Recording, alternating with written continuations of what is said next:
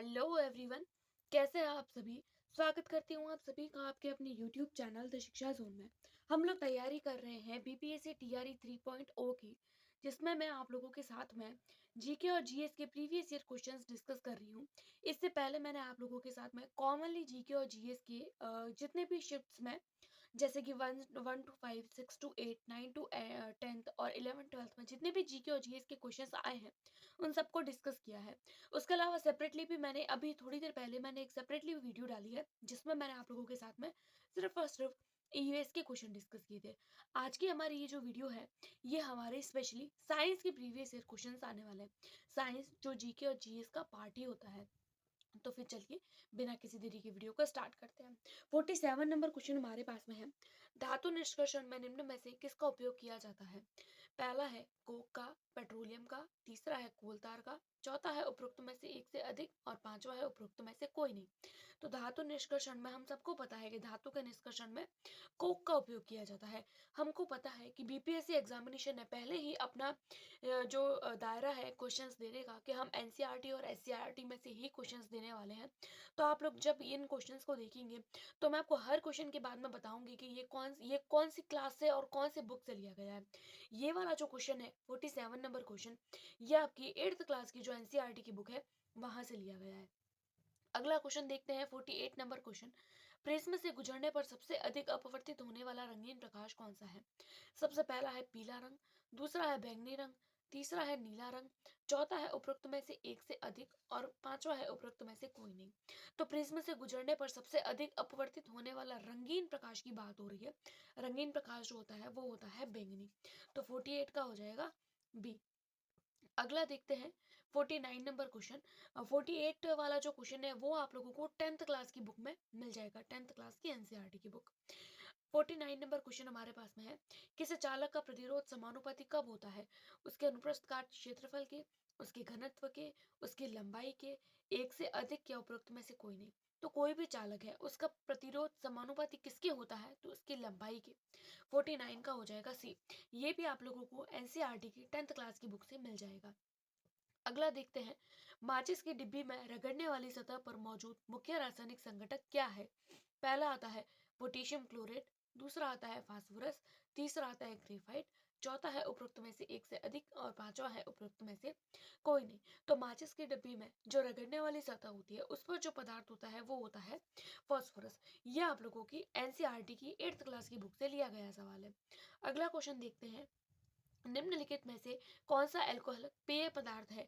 यानी कि कौन सा अल्कोहल जिसको हम पी सकते हैं? मेथनॉल तो नहीं होता है, क्योंकि मेथनॉल जो होता है उसको नहीं पिया जा सकता। हेक्सेनॉल भी नहीं होता है। और एथेनॉल एथेनॉल होता है। ये क्वेश्चन भी आप लोगों की एनसीईआरटी की 10th क्लास की बुक से लिया गया है। 51 का हो जाएगा आपका आंसर सी। अगला देखते हैं हम लोग 52 नंबर क्वेश्चन। किसी ईंधन की दक्षता डैश के संदर्भ में व्यक्त की जाती है? उसके घनत्व के, उसके कैलोरी मान के और उसकी मात्रा की। उपरोक्त में से एक से अधिक या उपयुक्त में से कोई नहीं। तो किसी भी ईंधन की दक्षता जो होती है वो उसके कैलोरी मान के द्वारा मापी जाती है। और ये जो क्वेश्चन होता है ये क्वेश्चन आपके एनसीईआरटी की 8th क्लास की बुक से लिया गया है। अगला देखते हैं 53 नंबर क्वेश्चन। खाने के डिब्बों पर जस्ता के बजाय टिन की परत चढ़ाते हैं, क्यों?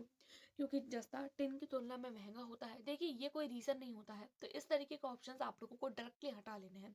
दूसरा आता है टिन की तुलना में जस्ता का गलनांक अधिक होता है। तीसरा है टिन की तुलना में जस्ता अधिक प्रतिक्रियाशील होता है। तो 53 का हो जाएगा आपका सी, कि टिन की तुलना में जस्ता अधिक प्रतिक्रियाशील होता है। अगला आता है 54 नंबर क्वेश्चन। निम्नलिखित में से कौन सी पारंपरिक सिंचाई पद्धति नहीं है? सिंचाई पद्धति नहीं पूछा है हम लोगों से, पारंपरिक सिंचाई पद्धति नहीं है। खंडक प्रणाली तो पारंपरिक है, चेन पंप भी पारंपरिक है, लेकिन ड्रिप प्रणाली जो है वो पारंपरिक नहीं है, पुरानी नहीं है, आज के समय से ली गई प्रणाली है। अगला क्वेश्चन है हमारे पास में 55 नंबर क्वेश्चन। मानव गुर्दे की कोशिका में लिंग गुणसूत्रों की संख्या कितनी होती है? ये भी आप लोगों को एनसीईआरटी की 10th क्लास की बुक से मिल जाएगा, लेकिन इस क्वेश्चन के लिए मुझे नहीं लगता है कि आप लोगों को बुक्स बताने की जरूरत है, क्योंकि मोस्ट कॉमन क्वेश्चन है, कोई भी बता सकता है कि लिंग गुणसूत्रों की संख्या जो होती है वो एक जोड़ी होती है। तो इसमें तो कुछ भी नहीं सोचना है। तो 55 का हो जाएगा ए। अगला देखते हैं 56 नंबर क्वेश्चन। मानव कान का श्रवण प्रयास कितना होता है? 20 हर्ट्ज से लेकर 20,000 हर्ट्ज तक, 20 हर्ट्ज से कम, 20 हर्ट्ज से 20,000 हर्ट्ज से अधिक। तो मानव कर्ण का जो श्रवण होता है वो 20 हर्ट्ज से 20,000 हर्ट्ज तक होता है। तो 56 का हो जाएगा ए। ये क्वेश्चन भी आप लोगों को 8th क्लास की एनसीईआरटी की बुक, साथ साथ में आप लोगों को 9th क्लास की एनसीईआरटी की बुक जिसमें कान वाला टॉपिक है उस बुक में आपको 100% ये क्वेश्चन देखने को मिलेगा। अगला देखते हैं 57 नंबर क्वेश्चन। निम्नलिखित में से किसमें उच्चतम ऊर्जा होती है? सर्वाधिक ऊर्जा किसमें होती है? पहला है नीले प्रकाश में, दूसरा है लाल प्रकाश में, तीसरा है पीले प्रकाश में, चौथा है उपरोक्त में से एक से अधिक। तो उच्चतम ऊर्जा जो होती है वो नीले प्रकाश में होती है। तो 57 का हो जाएगा ए। ये भी आप लोगों को एनसीईआरटी की 10th क्लास की बुक में मिल जाएगा। अगला आता है 58 नंबर क्वेश्चन। पेंसिल लेड बनाने के लिए किस पदार्थ का उपयोग करते हैं? पहला आता है सल्फर, दूसरा आता है सिलिकॉन, तीसरा आता है ग्रेफाइट। तो most common question 10th class की एनसीईआरटी की बुक का क्वेश्चन है कि पेंसिल लेड बनाने के लिए ग्रेफाइट का यूज किया जाता है। तो 58 का हो जाएगा सी। अगला देखते हैं 59 नंबर क्वेश्चन। प्रकाश की एक किरण दर्पण पर 30 डिग्री के कोण पर आपतित होती है। अभिलंब और परावर्तित किरण के बीच का कोण हम लोगों से पूछा है। जैसे मान लीजिए ये दर्पण है, दर्पण पर आपतित होने वाली किरण इस तरीके से आती है, परावर्तित होने वाली किरण इस तरीके से होती है, और यहाँ पर 30 डिग्री का कोण है। ये हमको पता है कि ये हमारा अभिलंब होता है। एक किरण दर्पण पर आप 30 डिग्री के कोण पर आपतित होती है। जब आपतित होती है तो आपतन कोण आपका ये हो जाएगा। उसके बाद में देखिए अभिलंब, अभिलंब और परावर्तन के बीच जब ये 30 डिग्री होगा और ये परावर्तित होने वाली किरण है तो ये भी 30 हो जाएगा और ये भी 30 हो जाएगा। तो 30 और 30 टोटल हो जाएगा 60। इसलिए 59 का हो जाएगा बी, 60 डिग्री। अगला देखते हैं हम लोग 60 नंबर क्वेश्चन। आहार नाल की दीवारों के संकुचन और विस्तार की गति क्या कहलाती है? पहला है स्थानांतरण कहलाती है, दूसरा है वाष्पोत्सर्जन कहलाती है, तीसरा है क्रमाकुंचन कहलाती है। ये क्वेश्चन भी आप लोगों की एनसीईआरटी की 10th क्लास की बुक से लिया गया है। तो आहार नल की दीवारों के संकुचन और विस्तार की गति जो होती है वो क्रमाकुंचन कहलाती है। 60 नंबर क्वेश्चन का हो जाएगा आपका आंसर सी। अगला देखते हैं, ये भी 10th क्लास की एनसीईआरटी की बुक से ही लिया गया है। तो आप लोगों को समझ आ रहा होगा कि मोस्ट ऑफ क्वेश्चन कौन सी बुक से लिए जा रहे हैं, 10th क्लास की बुक से ही लिए जा रहे हैं। तो आपको 10th क्लास की एनसीईआरटी की साइंस की बुक अच्छे से करनी होगी साइंस सब्जेक्ट के लिए। 61 नंबर क्वेश्चन हमारे पास में है। मस्तिष्क के कौन से भाग रक्तचाप को नियंत्रित करता है? यानी मस्तिष्क का ऐसा कौन सा भाग है जो ब्लड प्रेशर को नियंत्रित करता है? पहला आता है रीढ़ की हड्डी, खोपड़ी और हाइपोथैलेमस, दूसरा है कॉर्ड, खोपड़ी और सेरेब्रम, तीसरा है पोन्स, मेडुला और सेरेब्रम। तो इसका हमारा सही आंसर हो जाएगा पोन्स, मेडुला और सेरेब्रम। 61 का हो जाएगा सी। अगला देखते हैं 62 नंबर क्वेश्चन। निम्नलिखित में से सबसे कम घर्षण उत्पन्न करता है? सबसे कम घर्षण कौन उत्पन्न करता है? पहला ऑप्शन है फिसलन घर्षण, दूसरा है रोलिंग घर्षण और तीसरा है स्थैतिक घर्षण।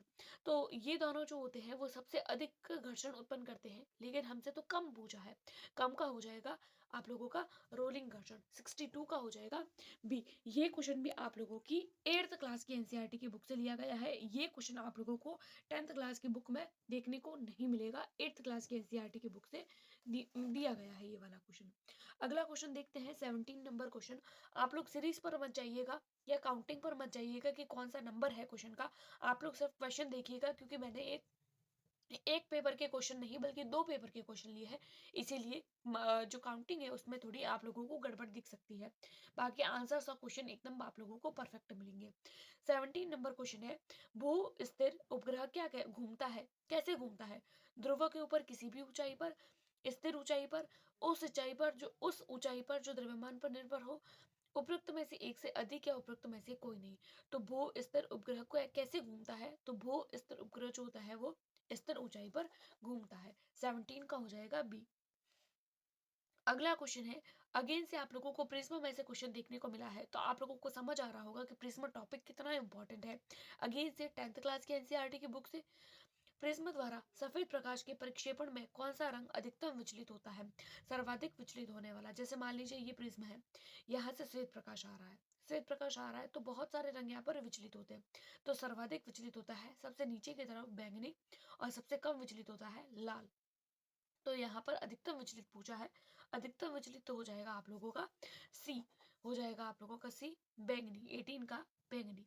अगला देखते हैं 19 नंबर क्वेश्चन।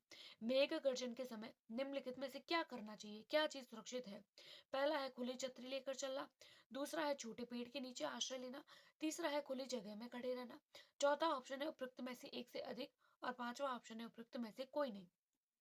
तो मेघ गर्जन के समय निम्नलिखित में से सबसे अधिक उचित जो होता है वो होता है छोटे पेड़ के नीचे आश्रय लेना। क्योंकि खुली छतरी लेंगे तो आश्रय का ही मतलब नहीं है, और खुली जगह पर खड़े रहेंगे तो आश्रय का क्या मतलब है। और ये क्वेश्चन रिपीटेड क्वेश्चन है, आप लोगों से एक बार पहले भी पूछा गया है। तो 19th नंबर क्वेश्चन का हो जाएगा बी। अगला देखते हैं 20th नंबर क्वेश्चन। स्वतंत्र रूप से पृथ्वी की ओर गिरते हुए निकाय की कुल ऊर्जा कितनी होती है? पहला है घटती है, दूसरा है बढ़ती है, तीसरा है स्थिर रहती है, चौथा है उपरोक्त में से एक से अधिक, और पांचवा है उपरोक्त में से कोई नहीं।